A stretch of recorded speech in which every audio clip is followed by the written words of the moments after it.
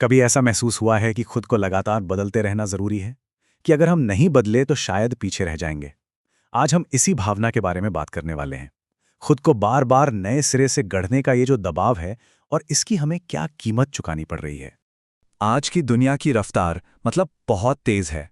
और बहुत से लोगों के लिए इसका मतलब होता है, चलो एक नया शहर देखते हैं, एक नई शुरुआत करते हैं। या फिर हो सकता है एक नया करियर पाथ जो हमें प्रोफेशनली खुद को फिर से तैयार करने पर मजबूर कर देता है। और ये दबाव सिर्फ काम तक ही सीमित नहीं रहता है ना, ये हमारी पर्सनल लाइफ में भी आ जाता है। एक बिल्कुल नया अंदाज, एक नया एस्थेटिक अपनाना। और तो और एक नई सोच। ऐसा लगता है जैसे हम हर साल खुद का एक नया वर्जन लॉन्च कर रहे हैं। तो चलिए इसमें थोड़ा और गहराई से उतरते हैं। हम एक ऐसे दौर में जी रहे हैं जहां हमारी पहचान एक प्रोडक्ट जैसी बन गई है। पर सवाल यह है कि ये हुआ कैसे? इसी आइडिया को कहते हैं पर्सनल रीब्रांडिंग।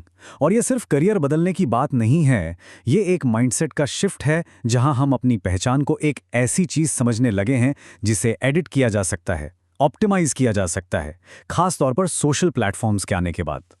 और ये ना एक साइकिल की तरह चलता है। सबसे पहले हम क्यूरेट करते हैं, मतलब ये चुनते हैं कि क्या दिखाना है।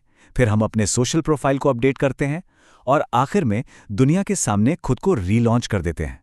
वो जो कहावत है ना, नया साल नया मैं, वो अब सिर्फ एक मजाक नहीं बल्कि एक कल्चरल पैटर्न बन गया है। तो सवाल ये है कि आखिर हम ऐसा करते क्यों हैं? इस लगातार बदलाव के पीछे की वजह क्या है? चलिए देखते हैं कि कैसे ये एक जरूरत सी बन गई है। ये एक लाइन पूरी कहानी कह देती है। आज के समय में एक जगह टिके रहना या एक जैसा बने रहना, ऐसा महसूस होता है जैसे हम पीछे छूट रहे हैं। अब तो स्थिरता ही अपने आप में एक रिस्क बन गई है। और ये रिस्क बिल्कुल असली है। सोचिए जरा, इंडस्ट्रीज रातों रात बदल जाती हैं, जो ट्रेंड्स आज हैं वो अगले हफ्ते पुराने हो जाते हैं, और आज जो चीज़ रेलेवेंट है वो कल नहीं होगी। ऐसे माहौल में बदलाव एक सर्वाइवल स्ट्रैटेजी बन जाता है। लोग समय से पहले ही खुद को बदलने में लग जाते हैं, सिर्फ इसलिए ताकि वो पीछे ना रह जाएं।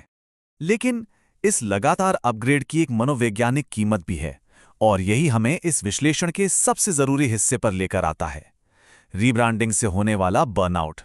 इस हालत को कहते हैं आइडेंटिटी फटीग, यानी पहचान की थकान।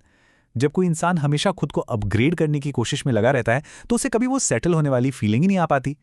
और जो बात सच में दिलचस्प है वो ये है कि ये लक्षण कितने आम हो गए हैं। कभी ऐसा महसूस हुआ है कि आप कौन हैं इस पर भरोसा करना मुश्किल है, या अपने ही पुराने आप को देखकर लगता है ये कौन था? हाँ, ये सब आइडेंटिटी फटीग के ही संकेत हो सकते हैं। और इसका सबसे बड़ा खतरा है अपनी साइकोलॉजिकल कंटिन्यूटी, यानी मनोवैज्ञानिक निरंतरता को खो देना। ये वो एहसास है कि हम कई अलग अलग चैप्टर नहीं बल्कि एक ही कहानी है जो वक्त के साथ आगे बढ़ रही है। जब हम अपने पिछले वर्जन को इतनी जल्दी नकार देते हैं तो हम उनसे मिले सबक भी कहीं पीछे छोड़ देते हैं। तो इसका हल क्या है? अगर लगातार रीइन्वेंशन हमें थका रहा है तो आगे बढ़ने का बेहतर एक हेल्दी तरीका क्या हो सकता है? चलिए एक स्वस्थ रास्ते की ओर बढ़ते हैं। यहाँ ना सोच में एक बहुत बड़ा बदलाव लाने की जरूरत है। सवाल ये नहीं होना चाहिए कि अच्छा अब मुझे अगला कौन बनना है, बल्कि जरूरी सवाल यह है मेरे व्यक्तित्व के कौन से हिस्से इतने कीमती हैं कि उन्हें साथ रखा जाए। ये जो कंपैरिजन है ना, ये सारी बात क्लियर कर देता है।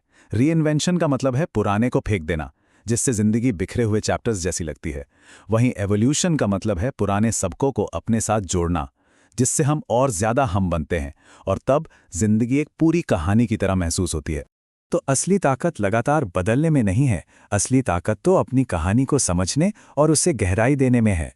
एक बात हमेशा याद रखनी होगी, हमारी पहचान कोई प्रोडक्ट नहीं है जिसे हर साल एक नए मॉडल के साथ लॉन्च किया जाए।